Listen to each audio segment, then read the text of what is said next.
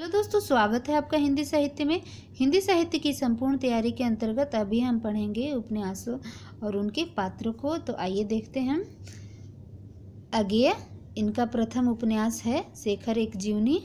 प्रथम भाग 1941 और द्वितीय भाग 1944।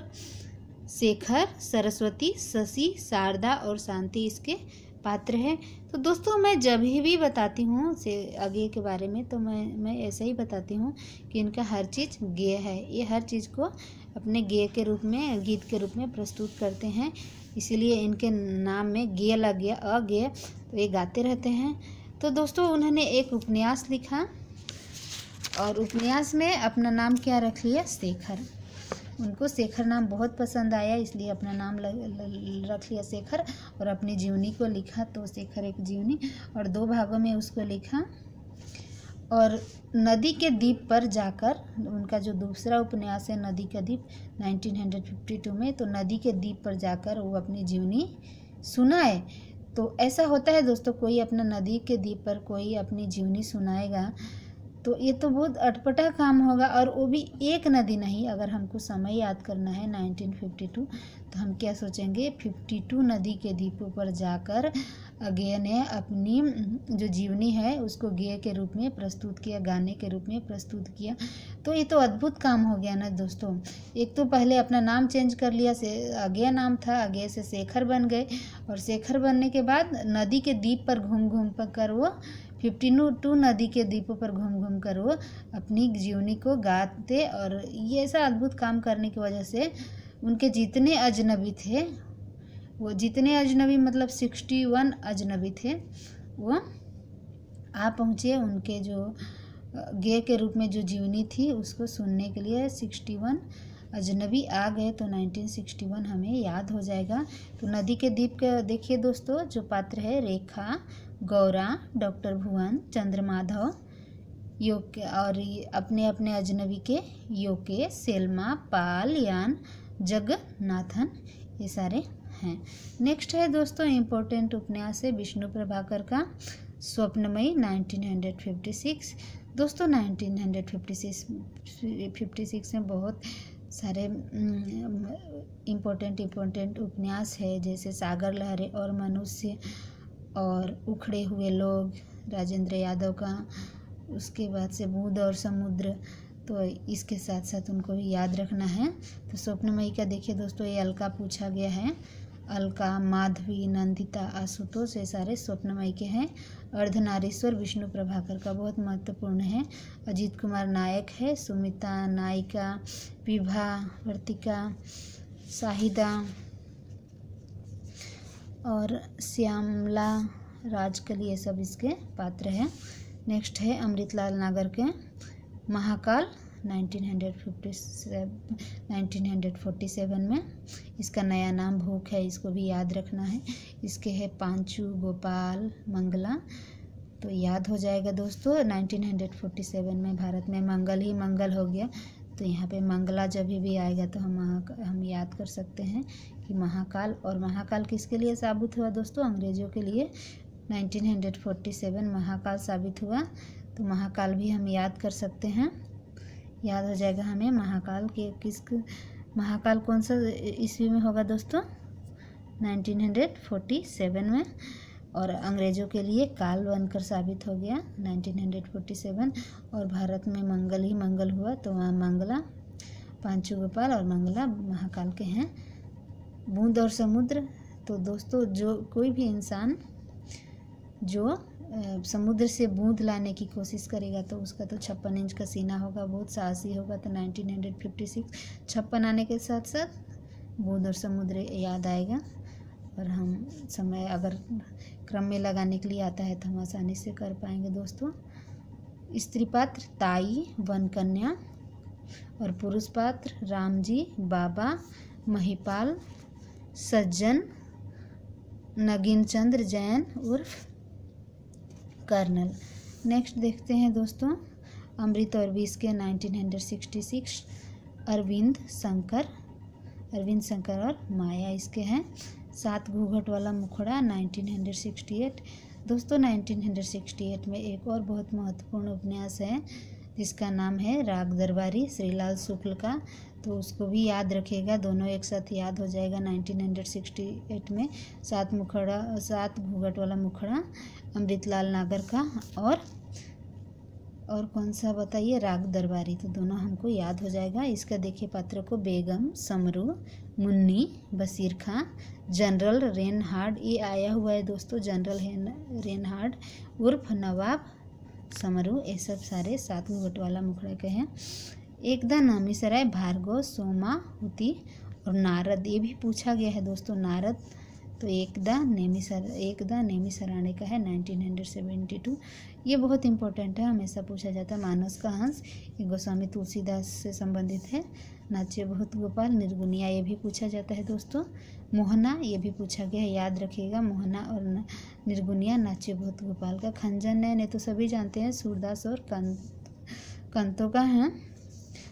अग्निगर्भा, सीता और रामेश्वर। नेक्स्ट है दोस्तों, आधा गांव का भी कभी पूछ लेते हैं, ये है हकीम अली, कबीर, सैयद मियाँ। राग दरबारी 1968 में बहुत महत्वपूर्ण है। बैद जी, प्रिंसिपल साहब, मोतीराम, रूपन, बद्री, छोटे, लंगड़ इत्यादि। नेक्स्ट इम्पोर्टेंट है दोस्तों, 5 आंगनों वाला घर 1995 में, इसके है जोगेश्वरी देवी पूछी जा चुकी है दोस्तों, जोगेश्वरी देवी, राधेलाल, शांति, ये 5 आंगनों वाला घर का है। उग्र तारा का भी पूछा जाता है, ये है भभीखन को पूछा गया है दोस्तों, याद रखिएगा, ये उग्र तारा है। और उग्र तारा को किसने लिखा है, नागार्जुन ने 1963 में। एक पति के नोट्स 1967 में, ये है महेंद्र भल्ला का 1967 में। और इसका केवल नायक, सीता और संध्या है। नेक्स्ट मुझे चाँद चाहिए 1993 में, सुरेंद्र वर्मा का है।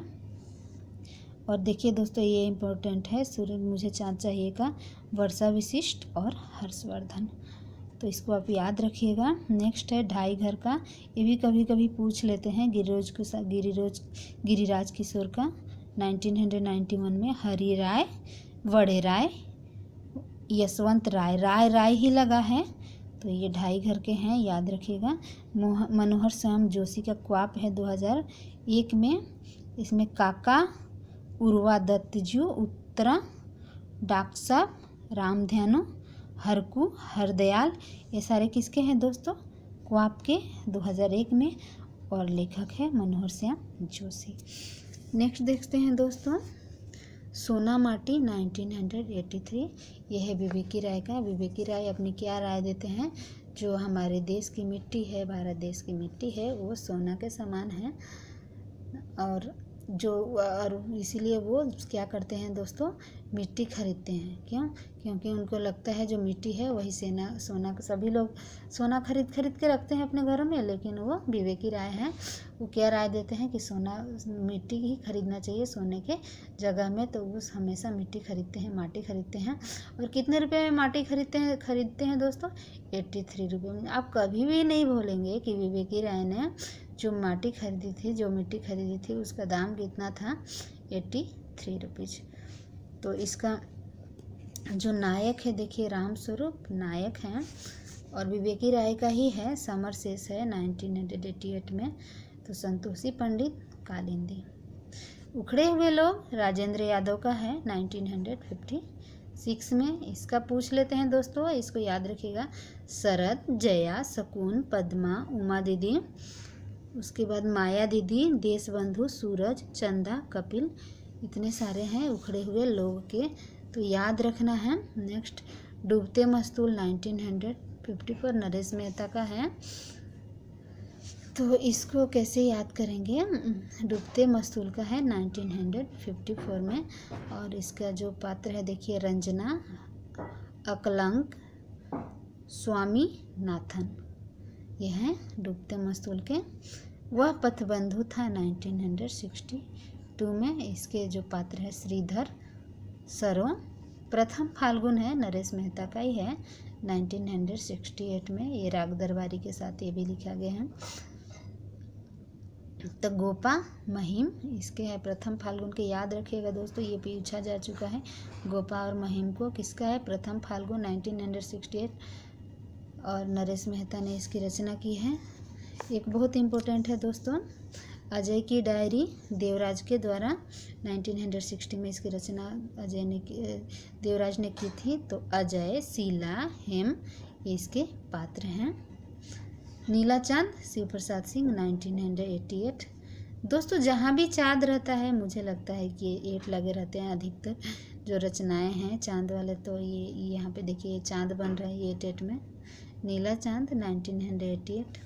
नारी पात्र देखिए गोमती, शीलभद्रा, सुनंदा, बसंती, दक्षिणा, और पुरुष पात्र है कल, चूरी, नरेश, कर्णदेव, गाहड़वाल, नरेश चंद्रदेव, देव वर्मा, कृति वर्मा, गोविंद सिंह।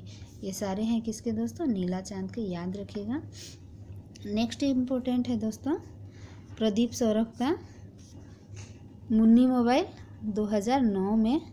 और कौन कौन है दोस्तों? मुन्नी, आनंद, भारती, नंदलाल चौधरी, वीरेंद्र सिंह, प्रतीक चौधरी उर्फ टीटी, ये सारे हैं मुन्नी मोबाइल के, और लेखक है प्रदीप सौरभ। जयंती का देखिए दोस्तों खाना बदोश ख्वाहिशें 2009 में, और इसके जो पात्र हैं निधि, शिवम, इसको ध्यान दीजिएगा दोस्तों, निधि, शिवम, धीरज, आकाश चंदा, नेहा, बिंदिया, ये सारे इसके पात्र हैं खाना बदोश ख्वाहिशें के 2009 में, और इसको लिखा है जयंती ने। एक और है दोस्तों रणेंद्र का ग्लोबल गांव के देवता, उन्होंने 2009 में लिखा था, और इसके जो पात्र है वो है लालचंद्र, असुर, ललिता, बुधनिधि, रुमझुम, सोमा, भीखा, सरना भाई, सत्यभामा, इरोम, शर्मिली, सीके जानू, सुरेखा, दलबी, शिवदास। आशा है दोस्तों मेरी वीडियो से आपको लाभ मिल रहा होगा। एक और लास्ट बचा है, इसको भी देख लेते हैं। सुशीला टाँक भरे तुम्हें बदलना होगा 2017 का बहुत महत्वपूर्ण उपन्यास है दोस्तों, इसको याद रखिएगा। इसके जो पात्र है वो है उषा, संध्या, चमनलाल, सेठ, मुकुंदलाल, इसको याद रखना है, ये परीक्षा की दृष्टि से बहुत ज़्यादा महत्वपूर्ण है। तो आशा है दोस्तों मेरी वीडियो से आपको लाभ मिल रहा होगा, और ऐसे ही हिंदी साहित्य की संपूर्ण रचनाएं आपके जुबान पर होगी। आप हिंदी साहित्य अकादमी को सब्सक्राइब कीजिए, मेरे वीडियो को लाइक कीजिए, और अपने दोस्तों के साथ ज़रूर शेयर कीजिए। थैंक यू दोस्तों मेरी वीडियो को देखने के लिए।